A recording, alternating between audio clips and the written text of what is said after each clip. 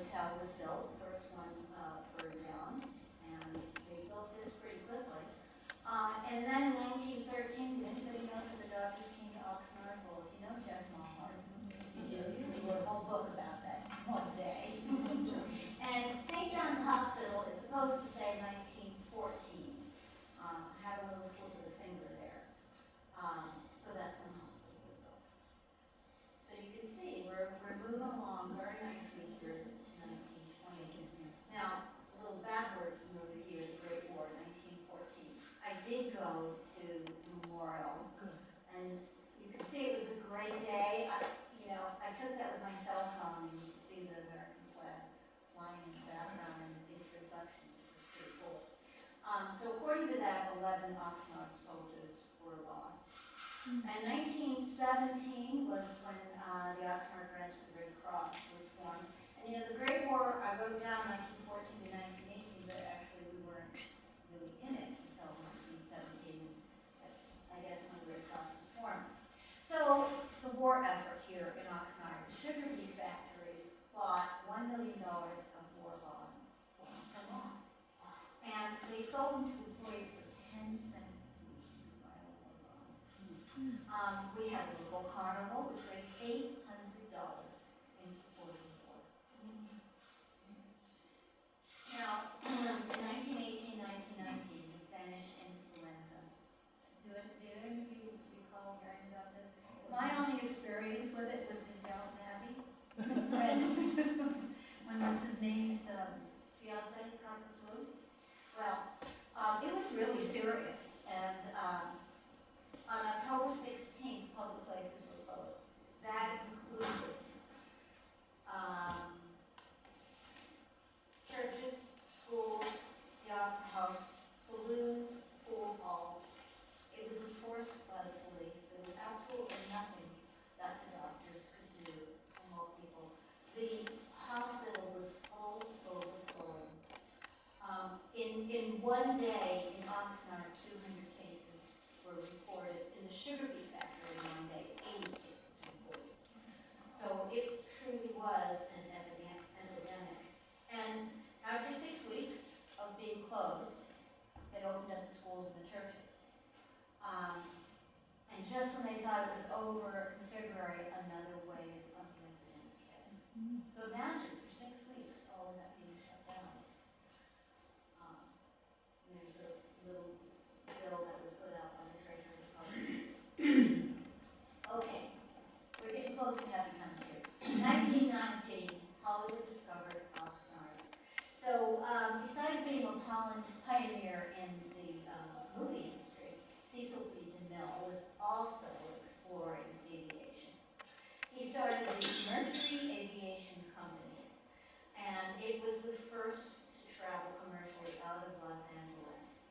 So one day he hired a World War I pilot to fly into Oxnard.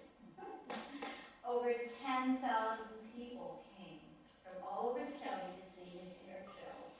And passengers were picked up at 4th and G Street. You could take a 15-minute ride for $10.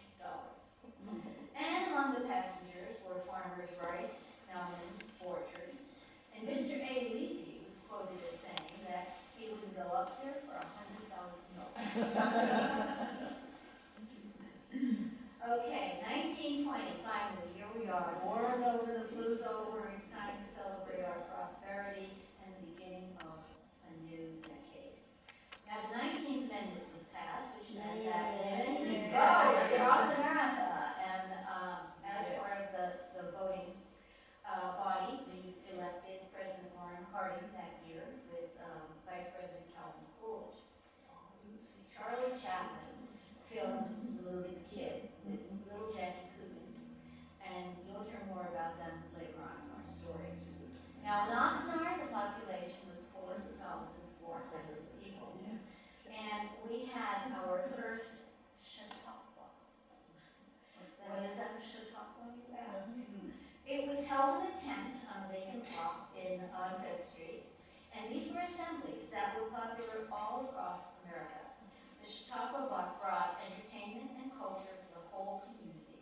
Speakers, teachers, musicians, entertainers, preachers, and specialists of the day. Teddy Roosevelt was quoted as saying that the Chautauqua was the most American thing in America. And of course, we had no radio. Now, prohibition was on. So before I talk about prohibition, Lucy Hicks. All heard of Lucy Hicks, okay. Now, she plays an important part here. She, 1920, was when she opened her bordello on 7th and B Street. And she arrived at Oxnard in 1915, and she worked as a maid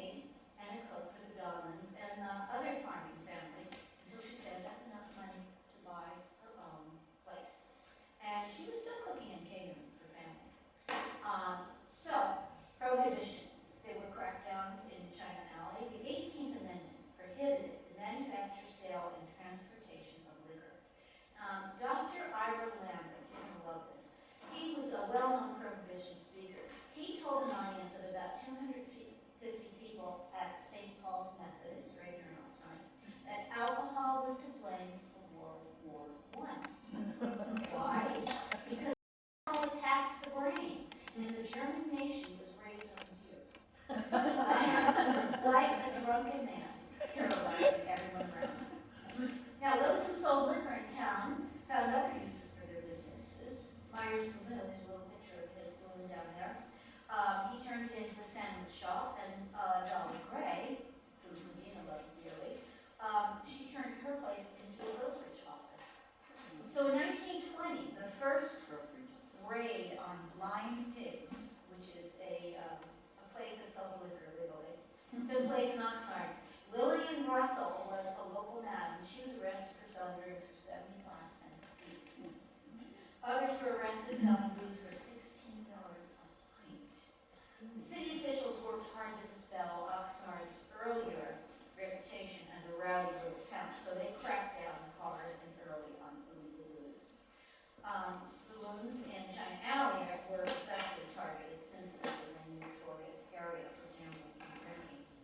And there would be continual raids throughout the decade and crackdowns over actually the next 13 years until prohibition was overturned in 1933. Now, Hollywood, the first movie that I could find that was actually filmed here was this one, Virgin of Istanbul.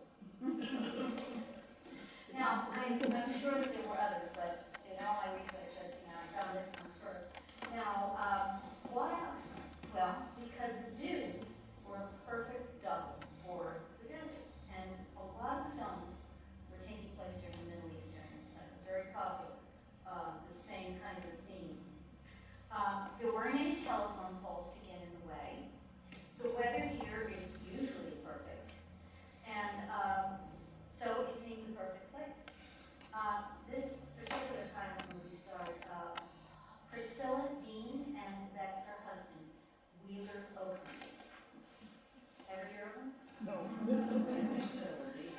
Okay, in 1921, Babe Ruth breaks records and makes more money than the president. Albert Einstein was awarded the Nobel Peace Prize in Physics. And White Castle hamburgers originated at the Plaza Piece.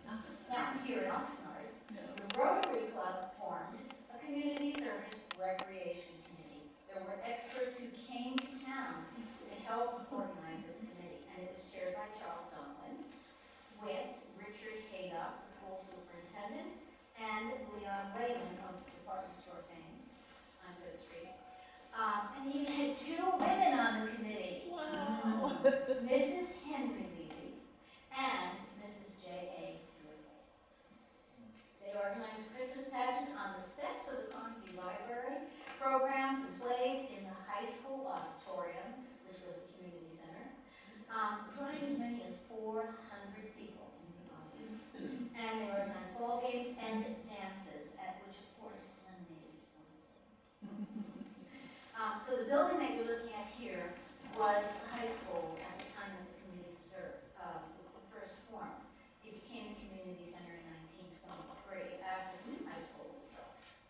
And then the old high school was then converted to the community center. Now, 1921 was the year of the chic. So over 200 fake palm trees were brought in to make the Oxnard Dunes into the Arabian Desert. The chic starred Rudolph Valentino, who had been in 24 movies before his breakout movie, which was The Four Horsemen of the Apocalypse, which was the same year, 1921.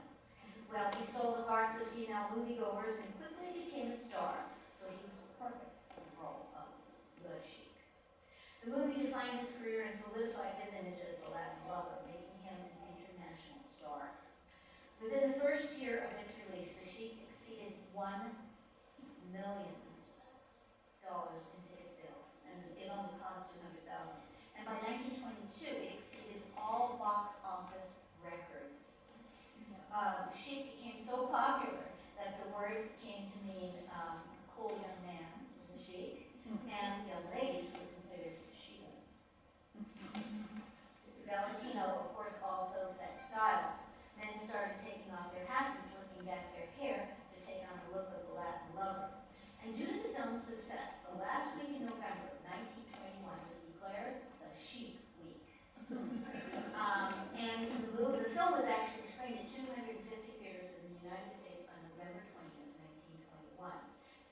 ran for 6 months in Sydney, Australia, as well as 42 weeks in one theater in France.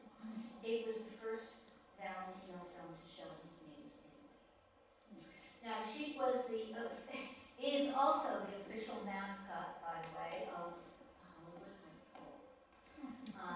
And the athletic teams there at student body are all known as Sheiks from the movie.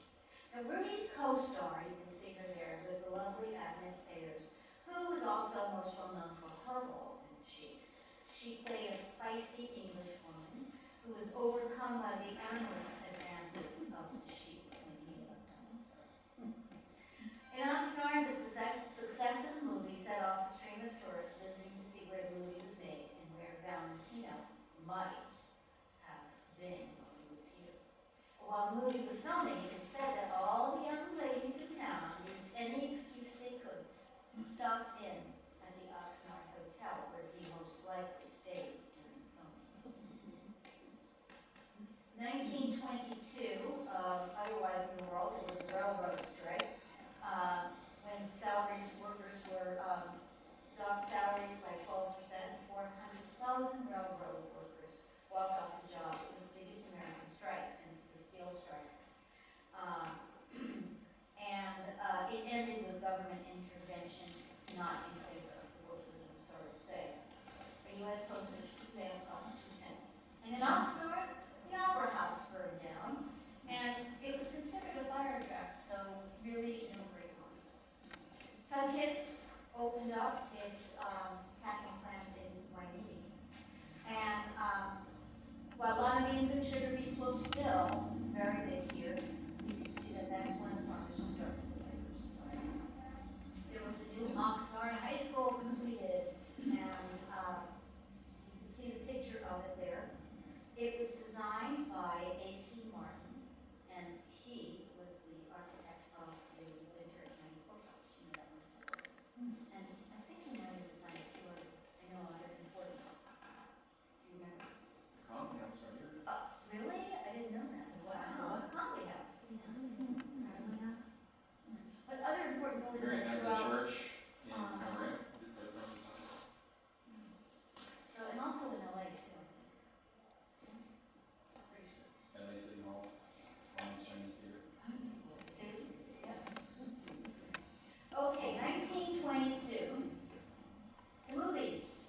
Burning Sands was filmed here in Oxnard. You can see the movie posters there, starring Wanda Hawley and Milton Sills. I have pictures of them coming up later. You can see in the second poster, the black and white one, it says that it's the man's answer to the sheik. Now, I was trying to figure that out, so I read a little bit about each of them. And I think it's because in this one, the English woman she chases after her man rather than the other way around. So I think that's why we call this the man's answer to the sheik. Now, there's a little interesting story with the Queen of Sheba. They were supposed to film it here in Oxnard that same year, but apparently they showed up at the depot with the entire cast and crew and camels and horses, and they were all ready. Filming was postponed due to rain and the ever-present Oxnard wind. So, you know, nowadays, locals at the beach say that they love the wind because it keeps the tourists away. But in those days, of course, it was different. So the Queen of Sheba was actually filmed in Laguna Beach instead. 1923 is when the Hollywoodland sign was erected. Now, this is really interesting. You can see that that's the original, well, that was from 1925, that picture. It was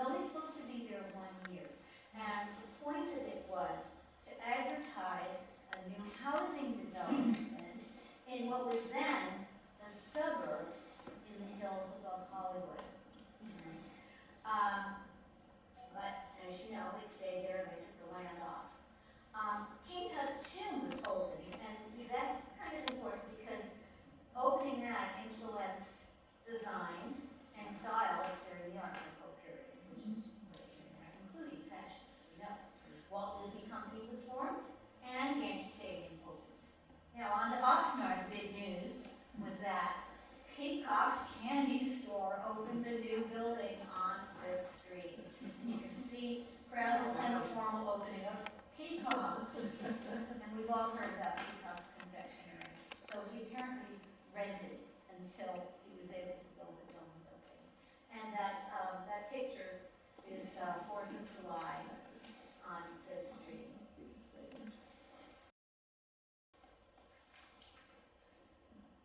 Also in 1923, is it still 1923? Why don't I have this on here? Oh, no, I'm sorry, 1924. There we go. 1924, Bud Hauser. Have you guys heard of Bud Hauser? Well, his name was actually Clarence, and he graduated from Oxnard High School in 1922 before he went on to UCLA. He gained a lot of strength working in the fields in Oxnard, is what I read. And in the 1924 Summer Olympics in Paris, he won gold medals, too, in both shot put and discus. And he still holds the world's record for discus, and is the only Olympian to do so ever. William Sulu was born in 1924, even though he was just a baby. I thought it was important to note. His family actually came to Oxnard in 1920, and he would become, of course, as we know, the first Chinese-American mayor, and here in Oxnard in the 1960s. Actually, the country, I think. California? And then another saloon crackdown. The ever-vigilant Sheriff Bob Clark arrested 15 people in Chinatown for selling liquor. Sheriff Bob Clark was very, very active during those 10 years. Now, Oxnard had another big cultural event called the I Stedford. I had to look it up to figure out how to pronounce it. And this had been carefully planned event for over a year by the Community Service Committee. It was a week-long festival of performances and contests. There were 1,000 competitors, and I don't know, well, you can't see it, but all of those little lines there are all the different competitions and how much money you could make if you won the competition. And there were over 4,000 spectators attending all day and evening throughout the week. Even the warehouse of the sugar beet factory was used as a concert hall because it held 2,000 people.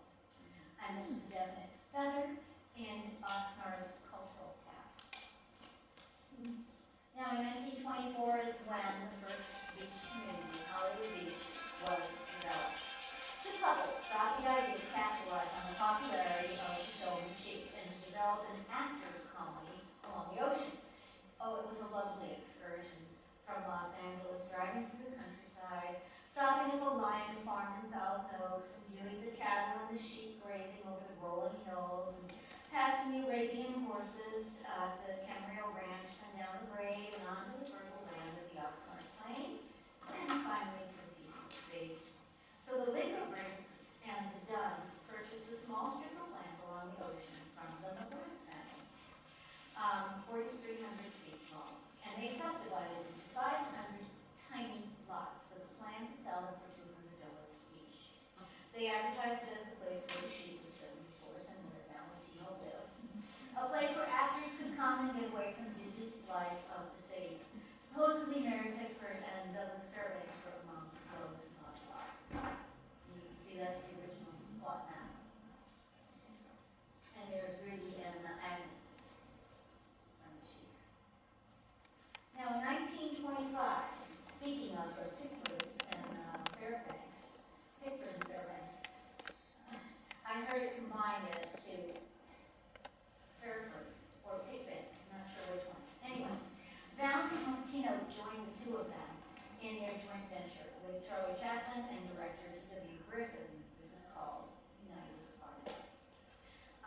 He was making at the time $10,000 a week, and he was still the hottest star around. Charlie Chaplin made a movie called The Gold Rush that year, and he joined the Oxnard Gold Rush, supposedly, to Hollywood Beach, becoming good friends with the Grant family. That same year, there was a party documented of 1,500 farmers and businessmen celebrating the success of the sugar beet crop, drinking and feasting and doing the Charleston to a 6-piece band. That was also the year of the big rum runner discovery on a beach near Waimea. Several men were hunting along the shore, and they came across 130 barrels containing 50 gallons each of alcohol.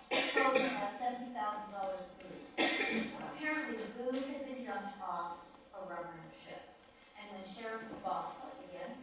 When his deputies arrived to confiscate the 130 gallons the next day, well, there were only 72 barrels remaining. And barrel tracks were found in the sand leading to the road. 1925, Silver Strand was developed. Now, since people were apparently still making the pilgrimage to the Oxnard Beach filming location, another couple decided to cash in on the Hollywood bar.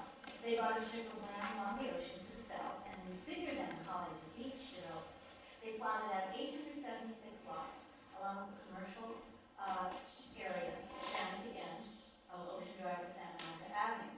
They named the streets after LA places so that the stars would feel at home. The land was purchased from Burlwood Investment Company. Anybody know who that is? It's Richard Bard, whose father was, of course, the pioneer land agent, Senator Thomas Bard. Now, Richard Bard stipulated that there must be a public right of way to the ocean, with no private buildings between the lots and the ocean, and there must be easements to allow access, which was pretty forward thinking. Now we have the California Coastal Commission to do that for us. A boardwalk for public use was constructed, and the land stretched all the way to the Waimea Lighthouse on Santa Monica Avenue, which today is the point of entry of the port of Waimea. By the way, the boardwalk that was actually laid down there has since been covered up by the shifting sands. Now, right around this time, Oxnard started calling itself the biggest little city on the coast. You can see an ad here. And Gary, you sent me that picture. I'm not sure what it is, John, but and I think that's right down, right. Great picture of showing the tree-lined street. And of course, Plaza Park was always a wonderful gathering place, and the pagoda. And the public beach that was most often used by Oxnard locals was still Waimea. At Peacock's Beach Resort, you could rent any type of beach equipment that you needed, from an umbrella to a bathing suit. And you could take the 8th Street trolley for 20 cents each way, and only 15 minutes to get down. Now, while Rudy was at the top of the charts, a sequel was planned, Son of the Sheep, in which he played both the son and the sheep. This time, though, it couldn't be filmed at the Oxnard Beach, and I'll tell you more about that in a minute. So while Rudy was in New York preparing for the opening of the new movie, he became suddenly ill with a ruptured stomach ulcer. Surgery was performed, but there was no penicillin then, so infection set in and he died a few days later. Now, masses of mourners lined the streets of New York City. Approximately 100,000 people, which led, of course, to a full-blown riot, with windows being smashed and 100 mounted police having to appear on the scene to control the grieving fans. Valentino was only 31 years old, and his sudden death and his dramatic party box office hit, grossing $1 million in the first year, and eventually more than double that. Now we come to the last of the 3 beach communities here in Oxnard that was developed and named for Hollywood, Hollywood by the Sea. With 967 lots, it was the largest of the 3 communities at the time, although today it is the smallest. And you'll see why when we look at the map in a few minutes. So this was the project of the Hollinsburg Corporation of Los Angeles, and there were some local businessmen involved also, including Lehman and Wolf, the department store partners. There are mixed reports about where the land was bought, that it was part Bard land, part of the Patterson Ranch, and it was possibly part of the Lehman Ranch. Running through the development was a wide boulevard named after FDR, Roosevelt Boulevard, and that's still there today. The streets were named Sunset, Hollywood, Rossmore, Cahuenga, Highland, and Laurel to give the area the Hollywood aura again, and help convince people that they would be rubbing elbows with the stars if they want to walk through. The development backed up to Panama Drive, which bordered Bard's land and would eventually become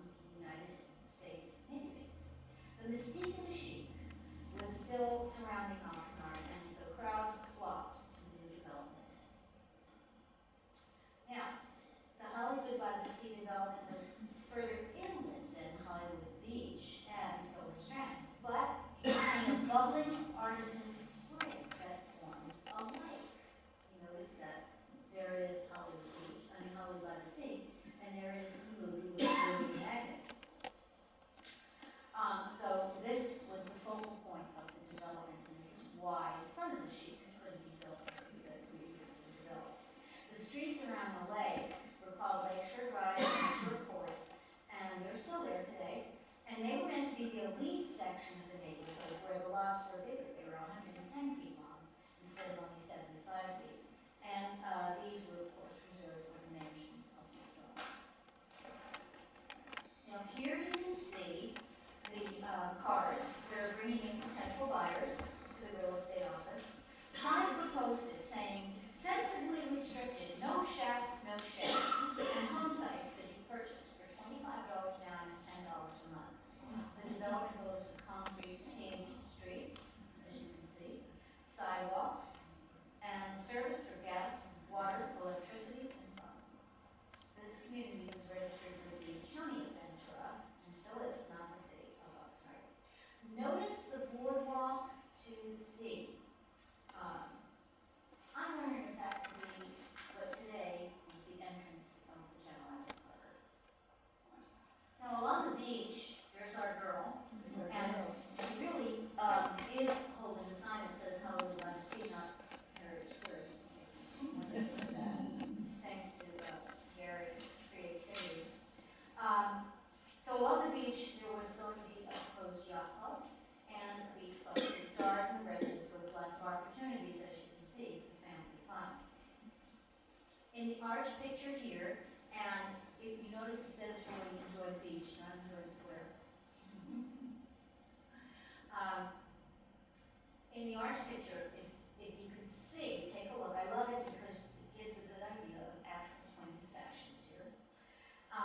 Could that woman be wearing short trousers like her companion?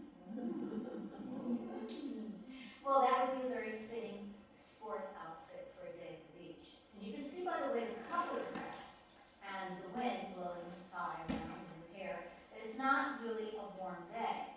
But take a look at the kids and you see that they're dressed for bathing, which you can still see today if you take a stroll down the harbor walk to the beach down there. Notice in the picture up top, I don't know if you can read it, but it says bathhouse on the building that's closest to the end. And that was, I think that was available. So by 1927, reports say that there were 100 beach cottages. Now, I'm not sure if that was 100 between the two communities or 100 in just one of them. Apparently, many people purchased the lots but didn't build on them, anticipating that there were going to be real estate price hikes, and then they'd make a big bundle of money. But a couple of years later, as we know, the stock market crashed, and that put an end to the real estate boom. Now, these two maps show the same area before the Channel Islands Harbor and after. The map on the left is before the harbor, and you can see there's Hollywood Beach, Hollywood by the Sea in the middle, and then Silver Strand. And it's all one continuous beach with Ocean Drive running through it. Well, after the harbor, if you look at that orange arrow in the 1960s map, you can see that the Channel Islands Harbor cut right through the middle of the Hollywood by the Sea area. So today, part of the original Hollywood by the Sea is on the north side of the channel. Part of it is underwater, and the other part of it is where my house is, on the south side of the channel.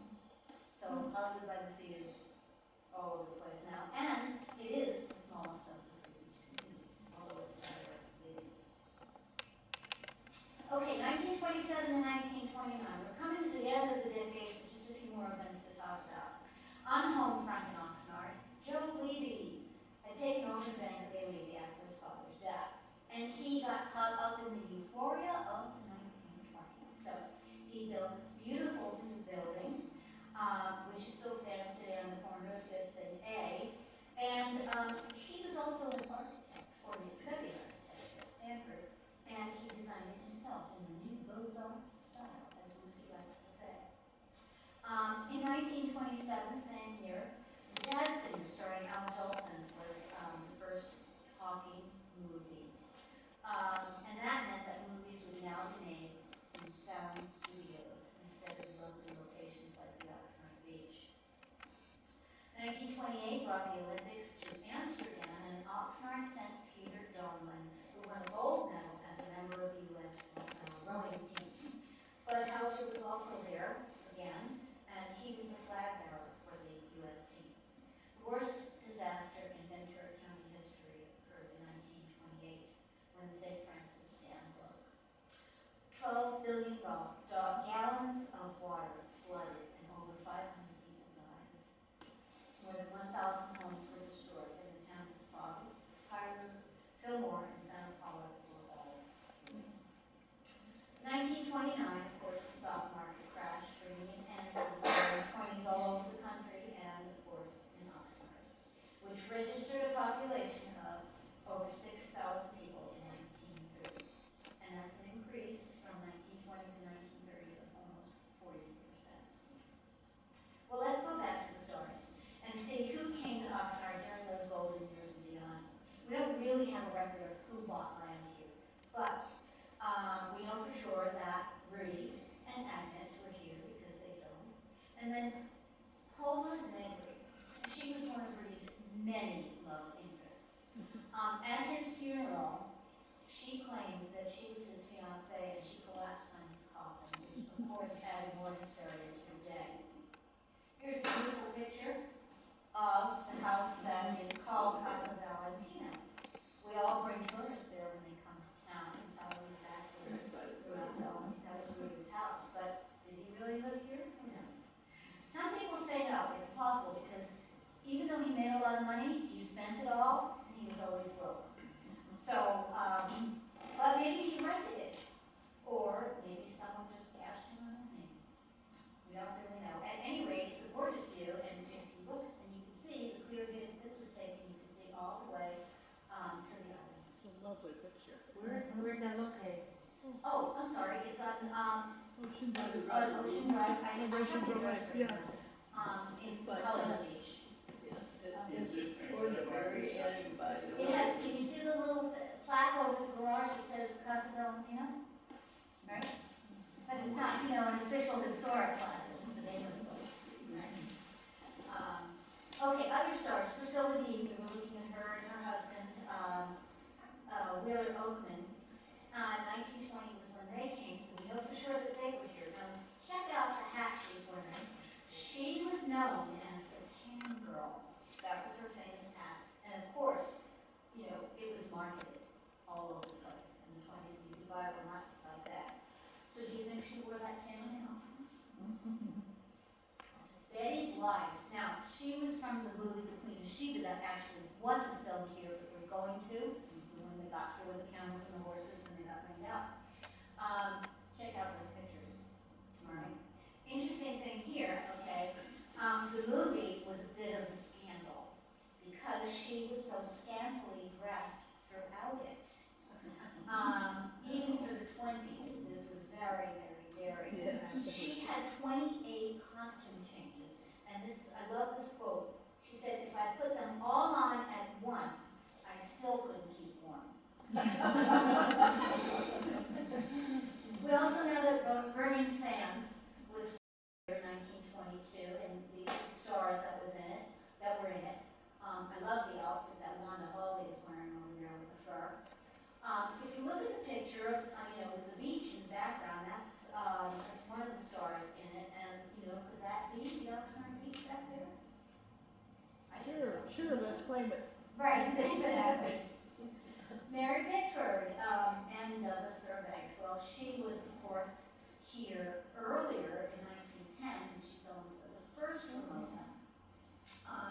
And then we think, well, it's claimed that he was here filming down in Morocco in 1917, but I couldn't substantiate that. And she was, as I said, America's sweetheart, and they, of course, were the most popular American couple. As I mentioned before, they formed United Artists with Charlie Chaplin and D.W. Griffiths, and they were all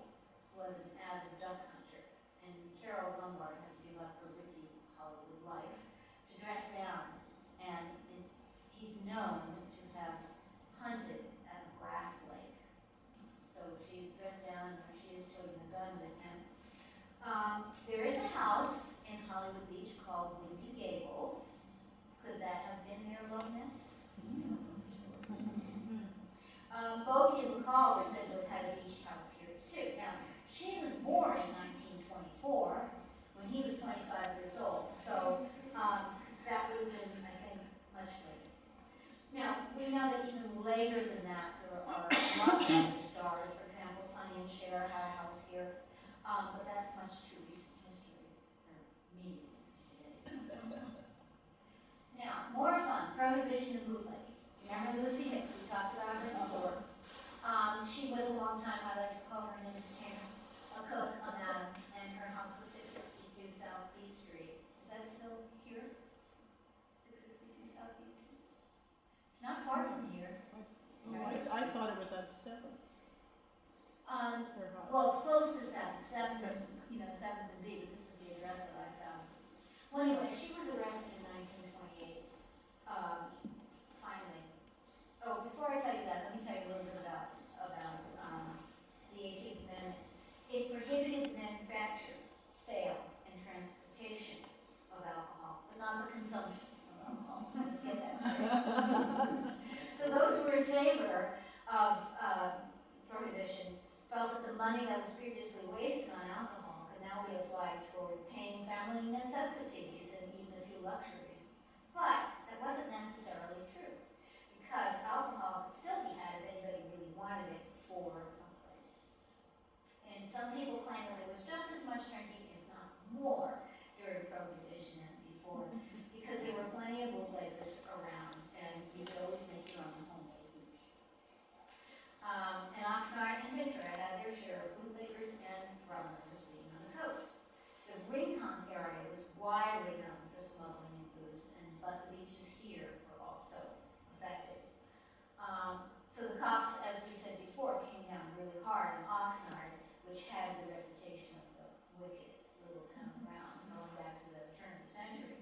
Back to Lucy Hicks. So in 1928, she was arrested, and the judge proclaimed that she was past the point when she said, "Can I just pay a fine?" And he said, "No, you're past that. You're going to jail." But she did get out of jail, and she continued her business. Some of you know the story. Until 1945. Does that know the story? Anybody who doesn't? Well, in 1945, a sailor reported that one of her girls spread a sexually transmitted disease to him.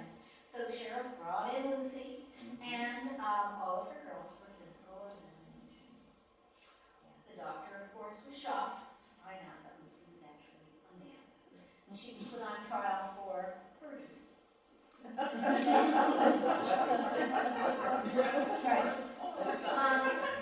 But from all accounts that I've read, she was a lovely lady, and she was convicted and she left town. But she's really made history as, an early person who was born in the wrong body kind of thing.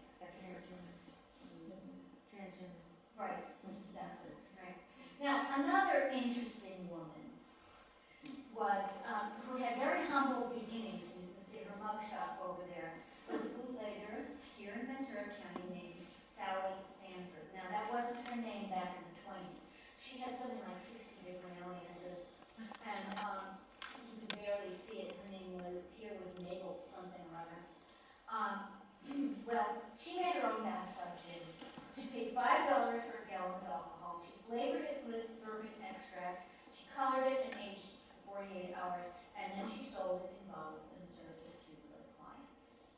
She did it in the bathtub, and it was a very convenient container, she said, because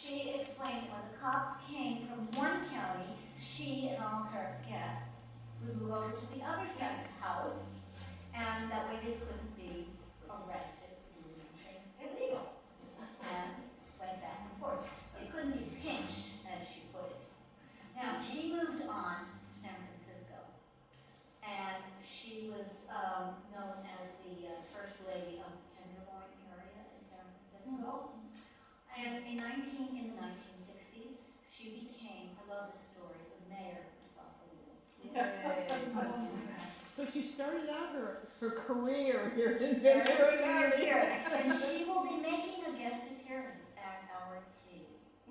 By guess who? Can't imagine. Now, in 1927, this is pretty much my last story, there was another huge bust at the beach, and this time the cover-up involved the movie business, very convenient. The unrelenting Sheriff Bob Clark set an elaborate trap to catch the rum runners, and he arrested 11 people and confiscated 97 gallons of liquor, 1 truck, and 5 automobiles, as the men drove blindly into the trap that he had arranged for them. On location of the pseudo company, the Velasco Film Production in Hollywood Beach. The bootleggers were supposedly on their way to supply a party of film celebrities. Prohibition lasted until it was repealed in 1933. Okay, popular songs of the 20s. I don't know if any of you can see that, or if you recognize any songs that you know. Had to be you. Yes, as some of you know, I do know the song by my Sweet Georgia Brown. Yes, we can. Singing in the rain. This is the winner of Bluegrass.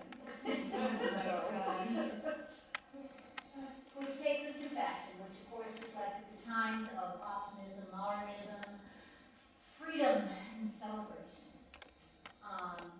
Now, the picture on the bottom comes from a website, which you'll see is called Vintage Dancer. And we're going to have a link from ours, right? We're going to be able to do that? Yeah. So I'm going to show you a bunch of pictures that this woman is from her website. It's really, really wonderful. Okay, so fashion of the 20s. It changed from the early 20s to the late 20s. You can see the early 20s in the first half. How the hems are all low. Everything's really, really baggy. And then later, 1925, the hemlines was up. They never went over the knee, and then back down again in 1929. Very tubular, boyish look. Either at the beginning, the waistline was at the natural waist, and then they went lower as we went through the decade. And this is also the time that knits and rayons were introduced. So, and of course that is, oh shoot, I forgot her name. She is one of the classic models of the time. All right, so I'm going to move on to, okay, so this just shows the evening wear. So, and notice there's nothing there that has all fringe, and again, I'm going to say again, no, nothing above the knee. 1927 is as close as you get to shirt, so low. Okay, hats or cloches, but cloche doesn't mean that it didn't have a brim. You can see there are cloches with brims. It just basically means that it's really, really deep crown. Hairstyles and shoes. Shoes are Mary Jane's, T-straps, or pumps. Now, this picture comes from the Vintage Dancer website, and she put together ideas for us on how to go to the thrift store, which is what this dress is, and put together an outfit. So you start off with a straight line dress that's roomy. Could have a little flare at the bottom or not. Can be bias cut, which is what this is on the bottom, or not. No waist or a low waist to start off with, but then you add a sash. And there's another picture that shows lots of different sashes. And then a cloche hat. So I want to show you how. I'm going to show you. So it starts off like this, a little fedora. All right. And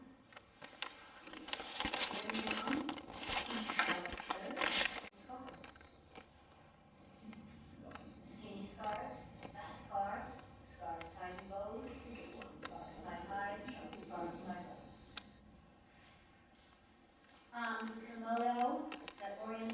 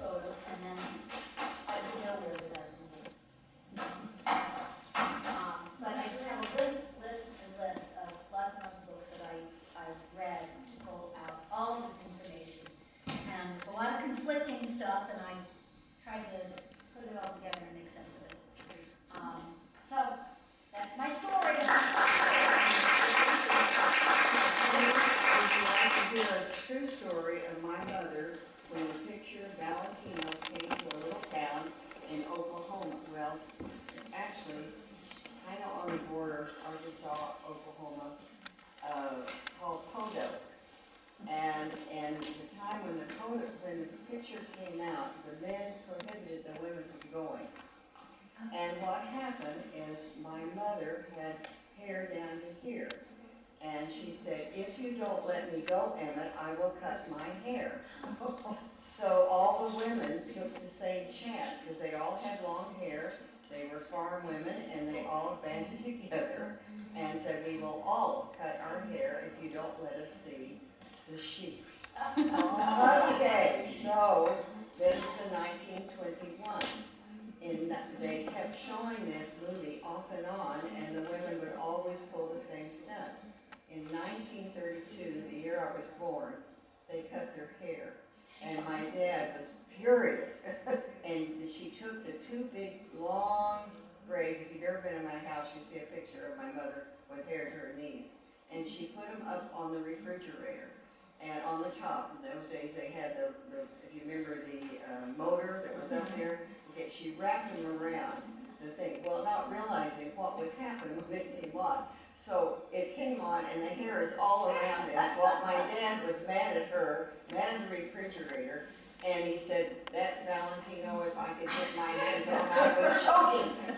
And this was a story that I heard from my mother about Valentino. Unfortunately, Rudy was long gone. But that's the importance of the movie. Okay. I mean, it was a phenomenon. And, you know, and it all started right here. So And the ending, Connie, the best part of the story was my grandmother, who was very fundamentalist Christian, and she and her daughters were together, and they were talking about Clark Gable and all these actors, and she very quietly said about Valentino, he could put his shoes under my bed and her daughters about died.